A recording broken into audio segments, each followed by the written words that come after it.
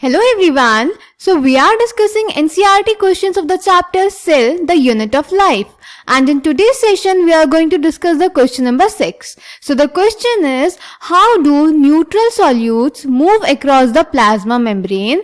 Can the polar molecules also move across it in the same way? If not, then how are these transported across the membrane? तो बेटा इस question में हमसे पूछ रहा है कि न्यूट्रल सॉल्यूट्स प्लाज्मा मेम्ब्रेन के थ्रू कैसे मूव करते हैं.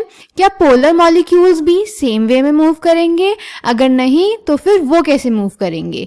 सो लेट्स चेक द आंसर. तो बेटा जो न्यूट्रल सॉल्यूट्स होते हैं, सबसे पहले तो हम प्लाज्मा मेम्ब्रेन की बात कर लेते हैं. हमारी plasma membrane non polar lipid bilayer होती है, यानी जो प्लाज्मा मेम्ब्रेन होती है वो फॉस्फोलिपिड की बनी होती है और उसकी 2 लेयर्स अरेंज रहती है और वो नॉन पोलर होती है. तो जो न्यूट्रल सॉल्यूट्स होते हैं वो प्लाज्मा मेम्ब्रेन के through easily along the concentration gradient pass हो सकते हैं without the use of energy. ऐसे ट्रांसपोर्ट को हम बोलते हैं पैसिव ट्रांसपोर्ट. पैसिव ट्रांसपोर्ट बेटा वो होता है जिसमें मूवमेंट के लिए एनर्जी की जरूरत नहीं होती और movement along the concentration gradient होता है, यानी पार्टिकल्स अपनी हायर कंसंट्रेशन से लोअर कंसंट्रेशन की तरफ मूव करते हैं. ठीक है, अब ये पैसिव ट्रांसपोर्ट बेटा 2 टाइप का होता है, सिंपल डिफ्यूजन और ऑस्मोसिस.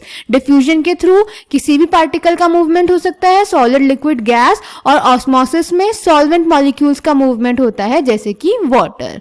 क्लियर. अब बेटा जो पोलर मॉलिक्यूल्स होते हैं वो प्लाज्मा मेम्ब्रेन के थ्रू, क्योंकि वो नॉन पोलर होती है, सेम वे में पास नहीं कर सकते. उनको अपने मूवमेंट के लिए कैरियर प्रोटीन चाहिए होते हैं जो कि उनका मूवमेंट करवाते हैं और इस मूवमेंट में एनर्जी यूज होती है और ये मूवमेंट लोअर कंसंट्रेशन से हायर कंसंट्रेशन की तरफ होता है, यानी अगेंस्ट द कंसंट्रेशन ग्रेडियंट. और ऐसी ट्रांसपोर्ट को हम बोलते हैं बेटा एक्टिव ट्रांसपोर्ट, जैसे सोडियम पोटेशियम पंप. क्लियर.